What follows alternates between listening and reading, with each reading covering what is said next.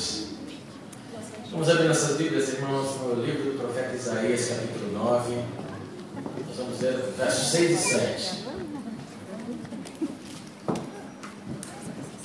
Isaías 9, versos 6 e 7. Só abaixa um pouco o retorno, por favor. O retorno de trás. Isaías 9, versos 6 e 7. Encontraram?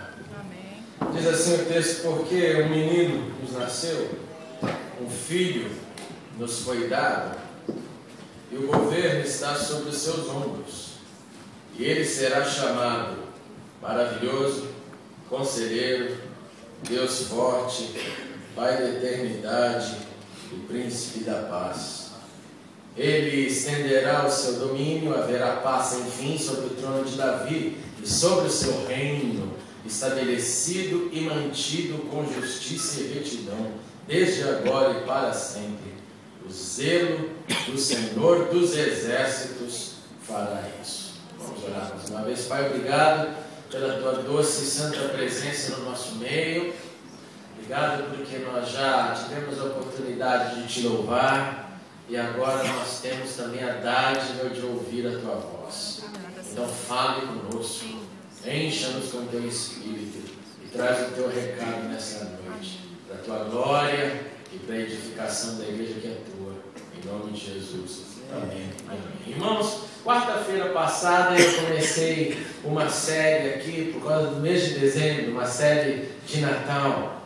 E como nós não temos todos da igreja, eu vou fazer uma breve recapitulação para que você possa entrar com a gente naquilo que eu tenho dividido com a igreja, que eu acho de suma importância, algo que Deus colocou no meu coração, que não tinha colocado nos anos passados. É normal no mês de Natal e de Páscoa você acabar pregando sobre os textos básicos, os textos que são os textos que falam mais sobre isso.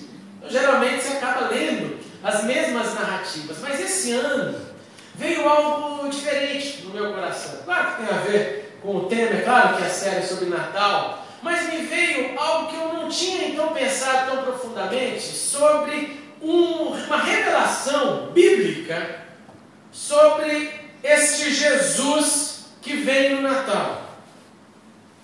E o paralelo que faço é o paralelo que, se eu perguntar aqui nessa igreja ou em qualquer igreja do planeta sobre os nomes de Deus, alguém vai falar alguma coisa, certo? Se eu perguntar quais são os nomes de Deus que você conhece, vai começar o El Shaddai, o Jeová, o El Elyon, o El Gibor, o Deus Provedor. Lembra disso? Jeová Jireh. Tinha até uma música no passado que falava todos os nomes, lembra? Rafá, o Senhor é a nossa bandeira, e assim por diante, o Senhor é Deus que cura, e assim por diante. Nós vivemos com isso no nosso meio, sobre os nomes de Deus. Mas o que me veio no coração nessa estação tão preciosa não são os nomes necessariamente de Deus, apesar de ter plena ciência que o Pai, o Filho e o Espírito são um, mas os nomes do Senhor. E aqui me refiro ao Senhor Jesus, aos nomes que foram dados no Antigo Testamento para o Senhor e aos nomes que foram apropriados pelos evangelistas, entendendo que aqueles nomes revelados no Antigo Testamento, por evangelista que eu me refiro a Mateus, Marcos, Lucas e João, se apropriaram desses nomes como revelações que os profetas haviam dado. E é isso que na quarta-feira eu comecei a falar, quando trouxe a ideia do Emanuel. O que significa Emanuel, irmãos? Deus conosco. E esse nome vem no momento da história de Israel de adversidade, de conflito.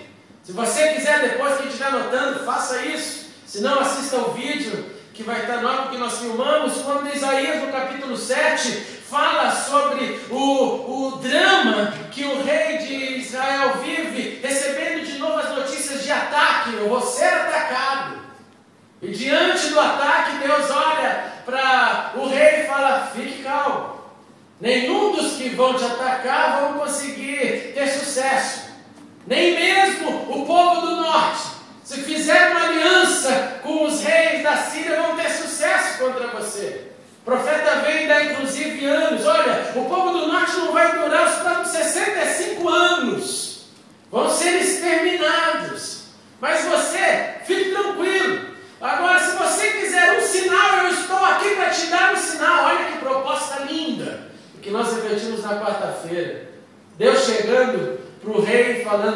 peça um sinal.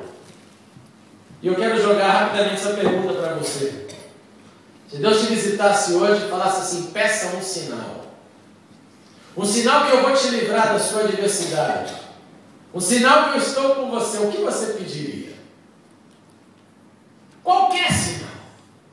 É o exemplo claro da Bíblia do gênio da lâmpada. Faça o seu pedido, só que não vão ser 3, vão ser um pedido. E a Bíblia nos conta que o rei falou, não vou pedir nada. Deu uma de espiritual.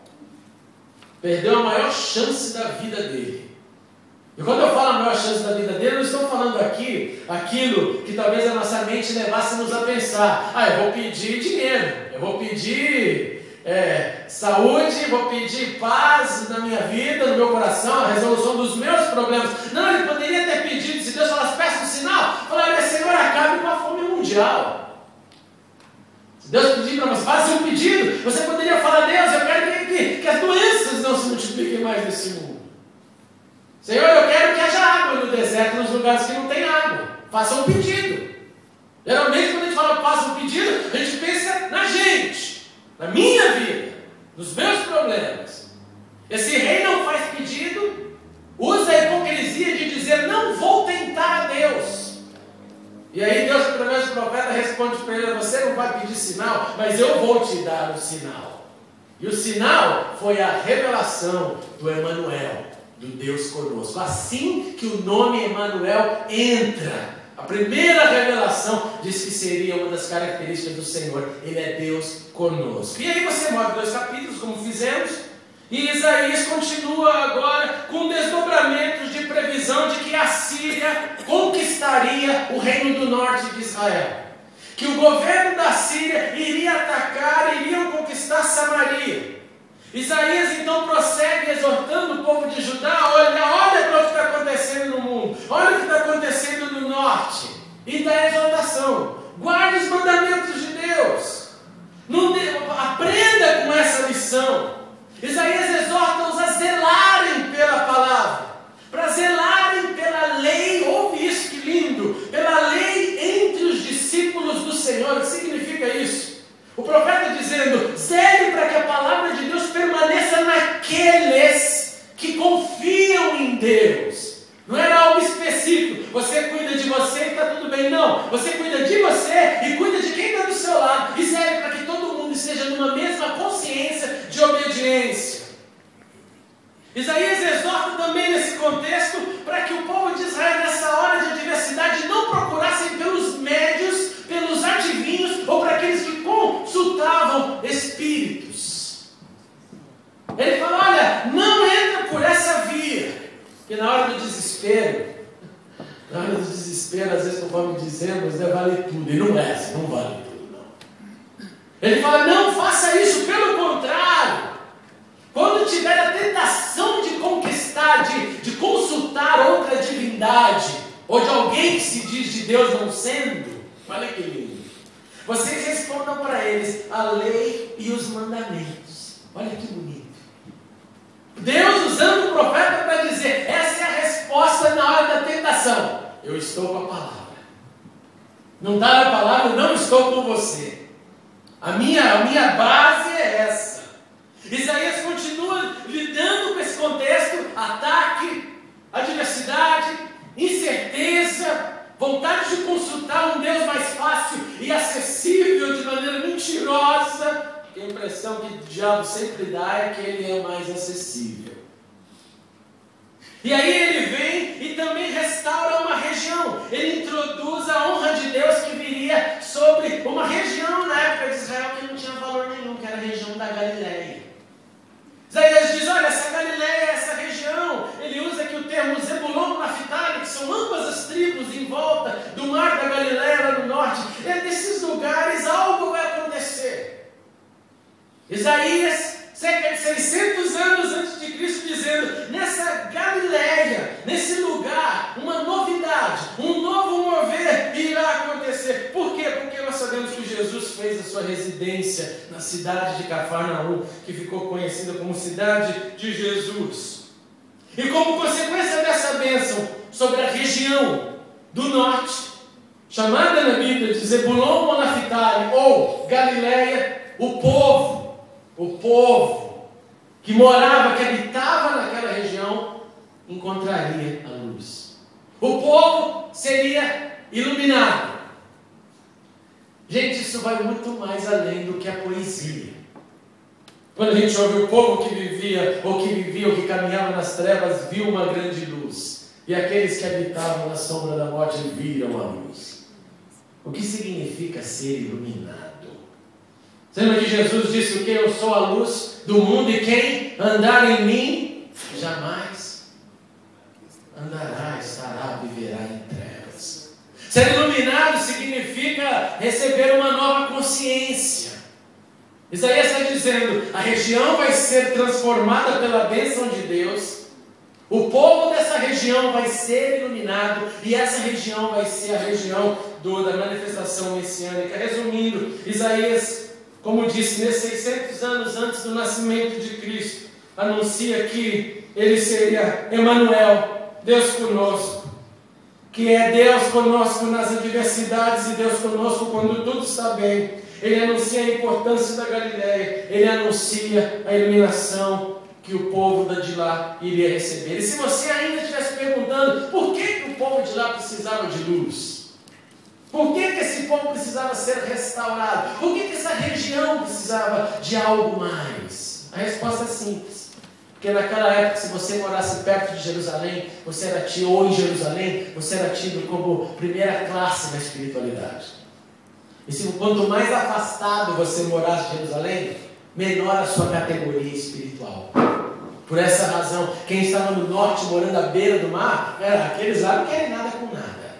Aqueles lá estão lá só curtindo o mar, só não tem essa conexão com a gente, que pode vir todo fim de semana no Shabat, no templo. Esse é o porquê. Isaías expande um pouco mais essa profecia, e ele revela mais um componente. Ele fala sobre o nascimento de um menino, e que esse menino teria o governo nos seus ombros. De modo, irmãos e irmãs, que esse título ele deve nos fazer lembrar que se ele teria e tem o governo nos seus ombros, que todos nós somos servos deste governo, que todos nós estamos abaixo deste Senhor.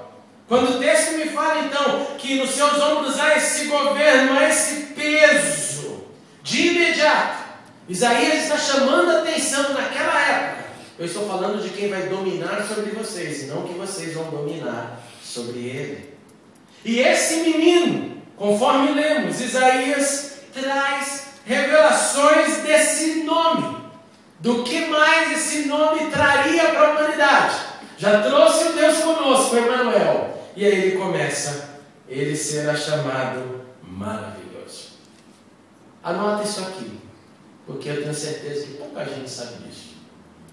Maravilhoso aqui, se você entrar nas profundezas do significado dessa palavra, você vai ter a conclusão de algo extraordinário. Ele é extraordinário da vida. Ele não é aquilo que você olha e fala, que bonito. É algo difícil até de entender devido ao tamanho da sua beleza. Pessoas que gostam de contemplar a natureza, às vezes de acordo com aquilo que vê, conseguem até chorar quando vê um negócio tão belo. Já conheceu alguém assim? Se não conheceu, está aqui na sua frente. Eu choro até em sonho quando vejo algo belo. Porque o belo me toca tanto meu coração, que eu entro em pranto. De imaginar algo que você fala, meu Deus, como o Senhor fez isso? No outono é comum, se você me seguir no outono não, na primavera, se você tivesse um Big Brother, uma câmera me vigiando durante a primavera, eu ia falar, esse cara é maluco, ele está falando com as plantas. Porque quando eu vejo um broto assim na árvore, na rua, saindo às vezes do jardim, eu paro, eu olho, eu contemplo, eu fico com medo, às vezes eu quero pegar para levar para casa, mas eu falo, eu vou judiar dessa planta, eu não posso fazer isso. E fico ali, Senhor, como o Senhor fez isso? Como o Senhor fez essa folha que começa a abrir, e dela vem cores e vem nuances, uma folha sobreposta a outra, que está sobreposta a outra, que vai ficar uma coisa ainda mais bela. desastre, é algo anormal. Foge de simplesmente dizer: uau, que coisa bonita. Maravilhoso significa algo que toca a alma, que é o resultado da contemplação positiva, que assusta e que surpreende. Eu temo com essa geração de hoje que não consegue contemplar o que é maravilhoso. Geração videogame não contempla maravilhoso. Geração computador não contempla maravilhoso. Não consegue olhar um pouquinho além. Meu Deus, o que é isso? Por que é isso? Geração da modernidade quer ver painéis coloridos, imagens, multimídia. Eu não tenho nada contra isso, pelo amor de Deus. Não sou um ser pré-histórico, quem me conhece sabe disso. Mas eu percebo claramente a desconexão que está sendo feita nessa geração. Eu não consegui ver. Estou tentando gastar tempo com a Camila em tudo, coisas pequenas. Olha isso aqui é legal, isso aqui é bonito. Seja qualquer coisa para aprender desde pequeno. Não deixar ir com o barco da massa, que já não vê mais nada. Não vê uma grama, não vê uma planta, não vê uma flor, não vê beleza, não vê nada. Está vendo só a loucura? Daqui para cá, de lá para cá. Não consegue respirar. E aí você lê lá o texto. Ele é maravilhoso, maravilhoso. Deus é maravilhoso. É legal. O que significa maravilhoso? As palavras acabam.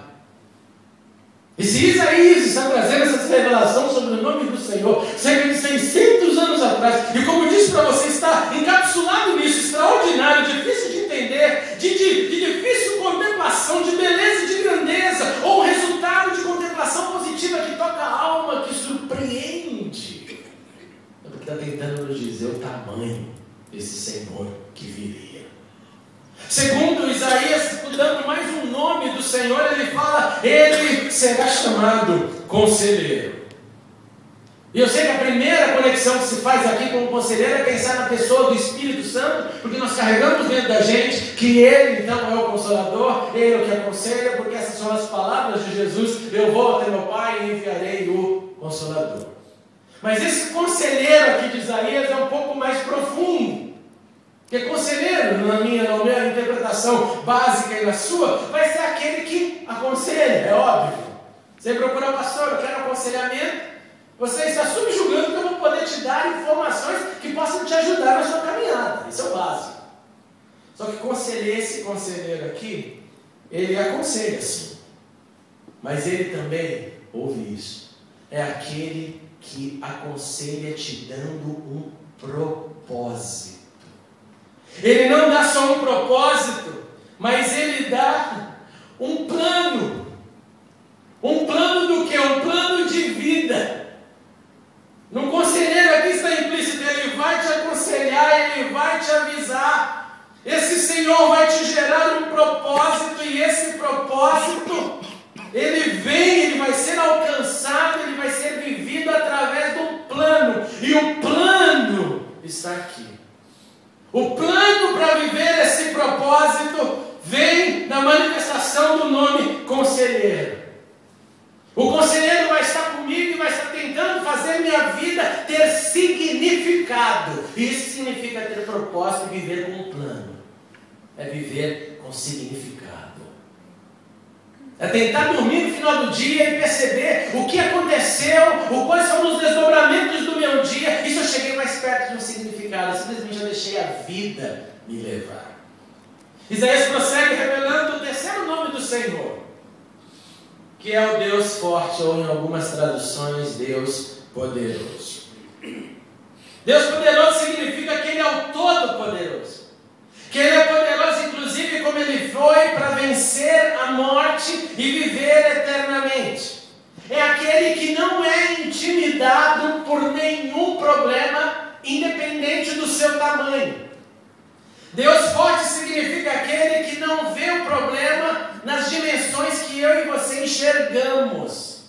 Deus forte significa que Ele contempla uma situação e simplesmente olha para a situação com o poder de resolvê-la ou não.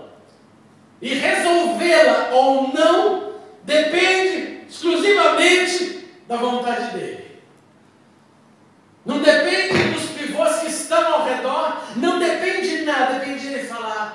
eu faço.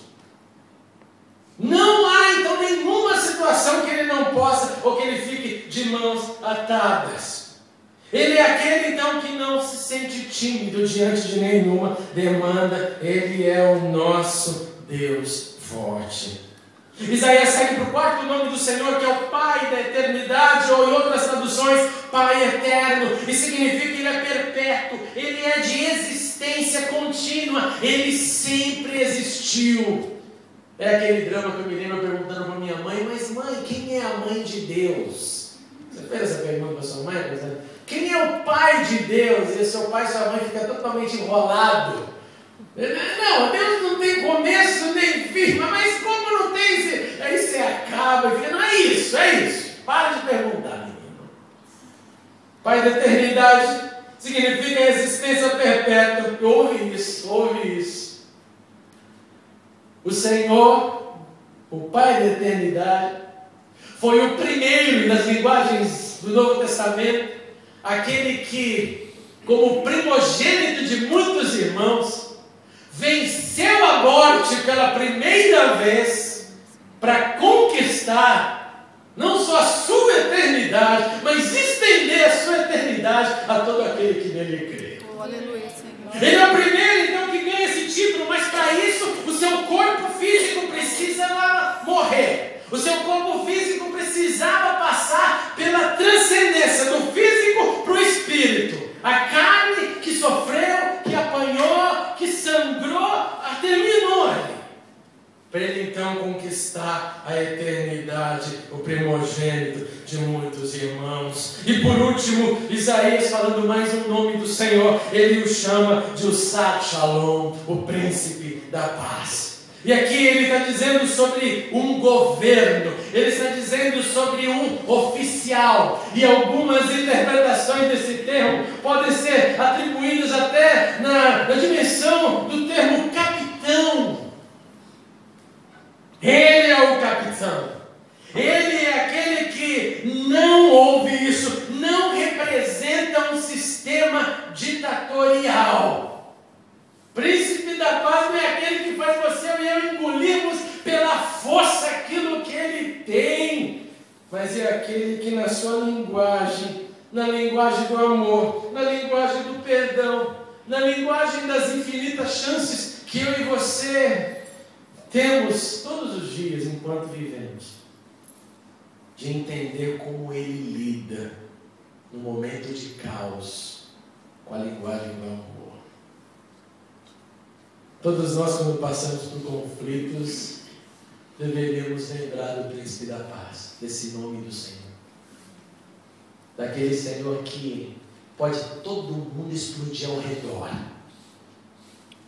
Pode todos os pavis curtos estourarem e dinamitarem. Ele mantém o mesmo padrão. Por isso que ele é príncipe e nós não somos nada. E por isso que a Bíblia fala isso, que aquele que controla a sua língua, perfeito homem é. O príncipe da paz, ele abranda o furor com paz. O príncipe da paz não se deixa ser afetado pela linguagem externa. O príncipe da paz é chocado por ataques e responde com brandura. Por isso que ele é o príncipe da paz. Sim, irmãos, Isaías nos ensinando sobre os nomes do Senhor, nos trouxe o Emanuel, Deus conosco, nos trouxe o maravilhoso, nos trouxe o conselheiro, nos trouxe o Deus forte, o Pai da eternidade e príncipe da paz, e conclui esse texto como lemos, dizendo que esse Senhor estenderá o seu domínio, e um dia nós teremos o seu reino para sempre. E a parte mais bonita que eu acho desse texto é quando Isaías termina dizendo: o zelo do Senhor dos exércitos fará isso. O zelo, aquele que guarda, que cuida, vai terminar essa manifestação. Irmãos e irmãs, nesse mês de dezembro, enquanto nós nos preparamos para o Natal, eu quero te convidar a pensar nos nomes do Senhor. Coloca lá na tua tua geladeira, na tua carteira, onde for de fácil acesso. Emmanuel, maravilhoso, conselheiro, Deus forte, Pai da eternidade, príncipe da paz. E vai contemplando esses nomes. Vai bolando como você pode se relacionar cada vez mais com esse nome, pensando e entendendo aquilo que Ele é, porque quanto mais entendemos aquilo que Ele é, nós mais entenderemos aquilo que Ele pode fazer, e quanto mais entendemos aquilo que Ele pode fazer, mais nos sentiremos encorajados para manter a nossa confiança plena nele, sabendo que Ele é capaz, que Ele deseja, porque Ele tem um plano para cada um de nós. Aleluia por isso. Essa noite de ceia eu quero te convidar a olhar para dentro do seu coração, se preparando para um Natal com significado, e olhando para saber quais são das nuances, talvez, dessas revelações lindas que Isaías nos dá, que talvez esteja gritando no teu coração, precisando desse acalmar, seja da maravilha, do conselho, da paz, ou da força, ou do Deus conosco. E eu queria te convidar a fazer isso. Nós vamos ter alguns momentos, e eu queria te convidar, antes de qualquer coisa, a você pegar alguém aí, chamar alguém do seu lado, sentar e começar a abrir o seu coração sobre como está o teu relacionamento com Emmanuel, com o maravilhoso, com o conselheiro, com Deus forte, com o Pai da eternidade, com o príncipe da paz. Como é que está esse relacionamento? Está faltando paz? Está faltando invocar o príncipe da paz. Está faltando paz em casa, o negócio está inferno, não anda. Está ausente o príncipe da paz. Está faltando direção, não sabe para onde ir. Está faltando o lado conselheiro. Está faltando curtir a vida, porque está faltando contemplação. Maravilhoso não está mais, não está mais lá. Não se contempla mais nada. Tudo é ruim, tudo é negativo, tudo está dando errado. Em qualquer área que você olha, não vê nenhuma beleza. Está faltando fé. Deus forte está ausente. Está faltando segurança. O Emmanuel, que não está sendo manifesto. Não porque o Senhor não queira, mas porque nós limitamos o operar desse Deus. Eu vou tocar uma canção aqui e te convidar. Procure alguém para abrir seu coração. Vamos fazer esse exercício para nos preparar para o Natal com significado.